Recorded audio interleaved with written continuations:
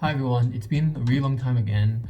Um, I've been taking a bit of a break from making videos. I've been wanting to come back for a little while, but I've just been going through a lot of stuff. If you saw my last video back in December, you can see what I've been dealing with, and like a lot. There's been a lot of stuff been going on, and then I went on a trip to Europe in January, February, and then I've been back, and then been really busy with a lot of stuff, but I'm ready to start making stuff again. Hopefully, I've been really wanting to make this video for a while, and it's really late right now making it, but it's better late than never, I guess. And this is the video I really wanna get out of the way, I guess. I really wanna just talk about like what it's been like living in Korea throughout this coronavirus situation. I actually came back from Europe when it was starting to really like pick up. So when I was in Europe, I was hearing like a little bit of news about like cases appearing. There was like one case in France when I was in France, and when I got back, it was only like it was around that time when like masks started selling out, and things started going crazy with like when you entered buildings, people were checking on you and stuff like that. The week that I got back, I actually had to go and get a health test for my visa. So that I started getting a lot of questions because of the virus, and fortunately it didn't like delay the process that much, but that's when it really started picking up. And there was a situation back then that happened in Daegu, which was like, I think the Shincheonji cult, one of the members like was tested positive, and then they just started spreading it around the city, and then there was like thousands of cases in like just a few days, which was insane. And then from there, like Korea's cases just went crazy high. Every day we're just getting hundreds and thousands of like new cases every day, and it was really scary at the beginning, especially since like at the beginning we started getting we're still getting them, but we started getting those messages from the government or from City Hall saying like someone in your neighborhood's been affected. They started referring to them by their number of in order of who contracted it. So it would be like number 14 went to this cafe at this day, and then they went to this place, and they went to this day, and it was really scary. Like, because at that time I wasn't at work. I pretty much was given the month off because of the virus. We were all supposed to self-quarantine at home, except for the people at work who were like super crucial. So at that time I was at home every day.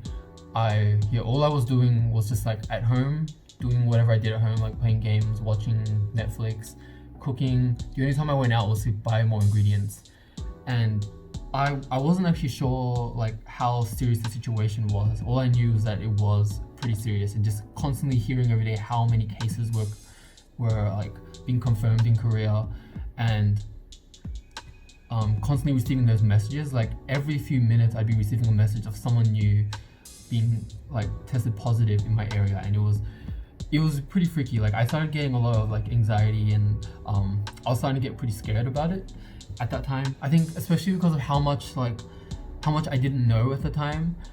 Even right now, like we can't say we know a whole lot about this virus and this situation, but because there was so much that was unknown at the time, it made it so much more like scary for me.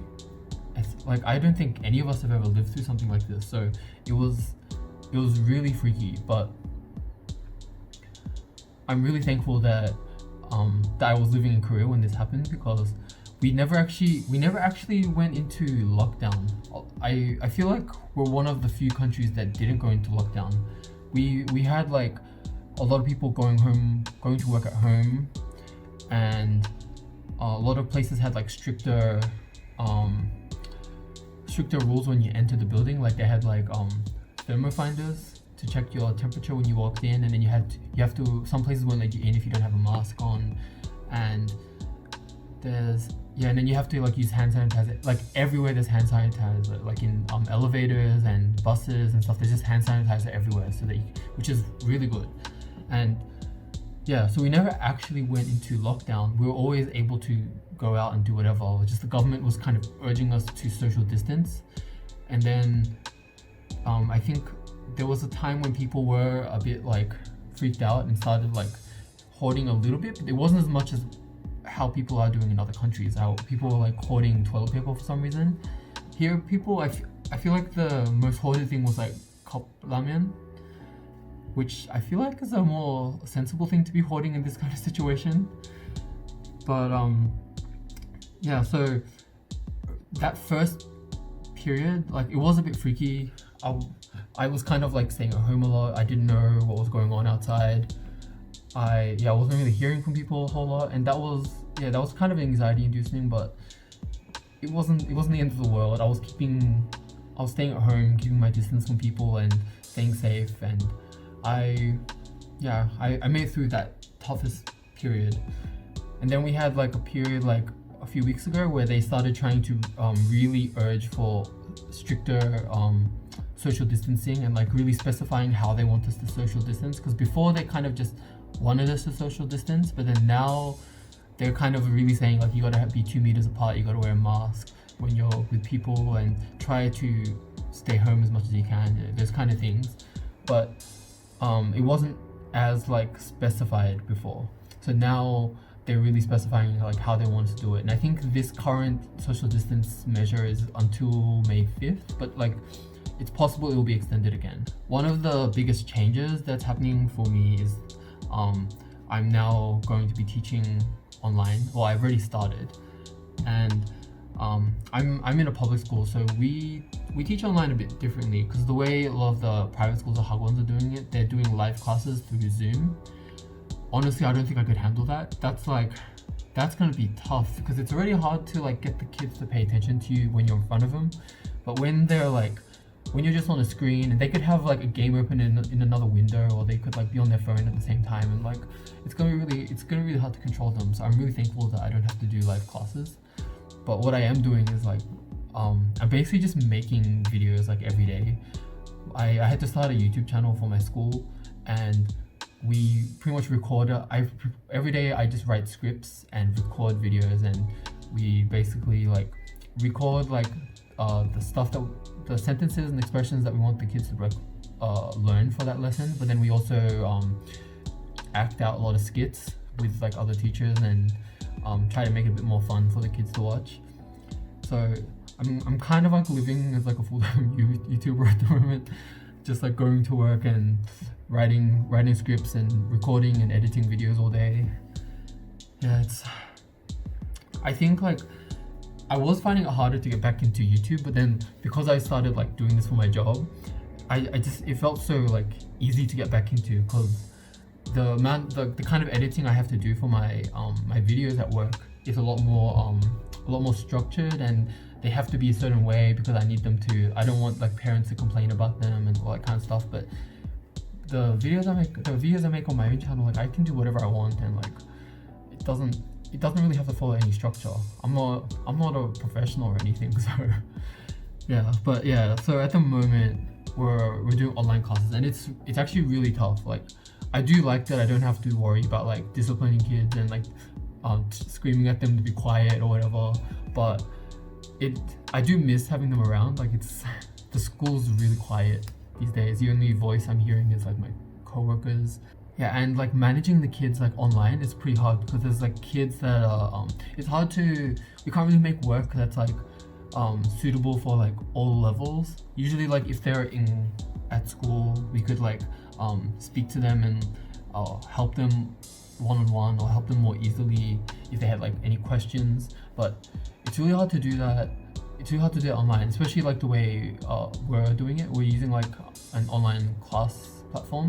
I'm finding it really difficult. Like especially today, we had to correct their homework from yesterday, and I think I spent like 2 or 3 hours just correcting homework. And by the time I was finished, it was almost lunchtime. And that amount of work, if the students were at school, or if we even had just like physical papers, that would have taken like 5 minutes to 20 minutes maximum. But it took me like 3 hours, because I had to like go through everything, and there's so many kids that are having problems with like they're not able to download files, or not able to view files, and all that kind of stuff, and it's just a mess. And I'm one of the only people that actually knows how to use technology in my school, so I'm kind of like getting called around to different classrooms, like people needing my help, and I am the one who has to help when my students don't know how to use things. And yeah, I don't mind helping. It's just it is very time consuming, and it's a lot more work than I'm used to. I mean, it's not the end of the world. I can do it. It's just tougher than I'm used to. And I think one of the last things I'm struggling with, this is really just a me thing.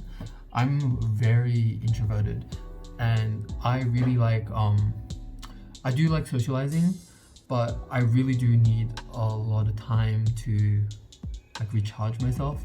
And I am getting that like every night. But what I'm not used to is that because I do share an office with one coworker, and she's a really awesome coworker, but she is like the complete opposite of me. She's super extroverted, and she basically she likes to talk and socialize and do things together and all that kind of stuff. And I'm not used to being around her 8 hours a day, every day, and I didn't realize how draining it was. At first, it was always draining, but at first I could handle it. But then it's been weeks now that I've been working so closely with her, and I'm really starting to feel it now. Every day I'm feeling just so tired and lethargic all the time, and definitely this is not her fault. This is a me thing, but I need to find a way for myself to handle it, because we're gonna be working like this for quite a while. So I need to find a way for myself to handle this. And the thing is, I don't think she's very she doesn't really understand how I'm feeling about this. And I've been trying, because I talked to her about it, because she keeps trying to invite me to hang out with her after work as well, and I already can't handle how long we're together at work. And it's not just her, it's just I'm always around her and other coworkers too. I just want to be away from all people after work. Being around people for that long, and yeah, being around them for that long, and having all this stuff I have to do and all this pressure, and it's just it's really exhausting. And I tried to talk to her about it yesterday, actually, because the weather was really nice, and she asked me if I wanted to go to the park after. And I kept telling her I really need to go home, and she's like, what are you trying to do? And she's the kind of person that she's really outgoing and really friendly, and she will she knows how to keep a conversation going, which is really awesome for most situations. It's just when I'm feeling really socially drained and really need to shut down a bit, it gets pretty difficult for me. But I told her that I really need to go home, and I really need to just spend some time by myself and recharge. And she's like, we don't even talk that much all day. What if I just stay quiet for the rest of the day, and then you'll be fine? I'm like, no, it's not just about talking, but it's just being with people. And I tried to help her to understand by explaining how she feels and how I'd be the opposite, how she feels. She does feel the way I'm feeling now. She feels that if she doesn't talk to people for a super long time. Yeah, so I tried to explain that to her, and in hopes that she'd understand, and she seems to get where I'm coming from. I'm really thankful that she's a really understanding person as well. So she seems to get where I'm coming from, and yeah, I'm thankful that she's understanding of that. But it's regardless of that, I still have to do all my work with her every day, and I still have to work with other coworkers, and I really just miss all the kids coming to school. Yeah, and I honestly never knew that I was this introverted, and I think I'm kind of glad to find out about this, because knowing this now, I'm able to start trying to find ways to deal with this kind of situation, because I'm going to be working like this for a while, and who knows, I might have to work like this in the future at some point, if I in another job or something like that. And yeah, so I'm really thankful that I found out now, and I can start to find a way to overcome my difficult feelings or whatever. So yeah, I'm really trying to stay positive. It's just really hard in the moment, but I'm really trying my best to stay positive about it, even though it's really tough for me. I'm sure a lot of like introverts can understand how I'm feeling. Yeah, so for the most part, like the situation is getting better. Like the amount of new cases per day is getting so much lower, and I heard that they're starting to lower the restrictions on certain things. Yeah, so it seems like things are really starting to get better here in Korea.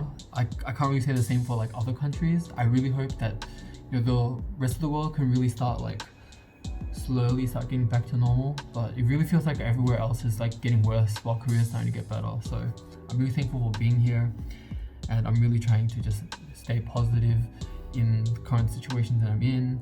There are people who have it worse than I do, so I'm really trying to enjoy what I have, and just look forward to things slowly start getting back to normal. I hope that wherever you guys are, you are handling the situation well. This is a pretty like tough time for a lot of people, especially like a lot of us are going through a lot of like loneliness and depression and anxiety. So I think really try to reach out to people.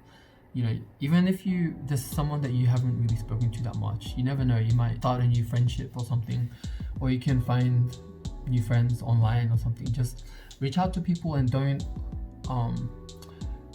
isolate yourself online. You're allowed to socialize there. So really try and like reach out to people. Don't keep to yourself when you're really feeling hard on the inside. Like a lot of us are really struggling like mentally and emotionally, so we really got to stick together during this time, especially since it's like such a worldwide phenomenon. We got to stick together as humankind.